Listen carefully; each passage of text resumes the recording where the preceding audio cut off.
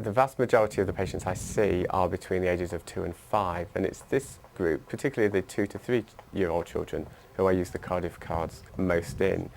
During a normal clinic session, I may use the cards 4 or 5 times. If I'm working in a special school and seeing children with learning difficulties, I may use them 20 or 30 times during a session.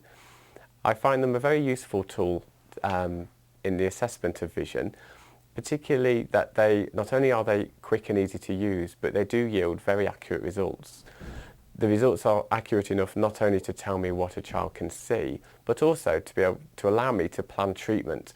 This can be from a very simple point of view. Say a child who is wearing glasses for the first time, I need to know what they could see before and what they can see now. Or it might be far more complicated, say a child who has developed a cataract or glaucoma, and the results of vision testing may have an influence on the medical or surgical treatment that they may predominantly receive. The greatest value for me is in children who are pre-verbal, so the children who haven't yet learnt to speak and can't tell me what they can see. I can use the Cardiff cards to gain an indication as to how well they can see. Also, using the same technique, I use them on children who you would expect to be able to speak, but for one reason or another, they may not wish to, or may not have developed speech due to other developmental reasons.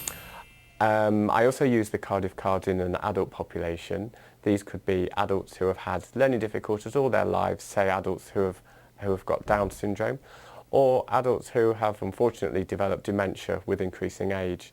Increasing age group adults do develop cataracts, and people with cataracts do need their vision assessing pre and post operatively. Also, the adult population has a group within them who have suffered stroke, which does affect your vision, and again the Cardiff cards are useful for this group as well.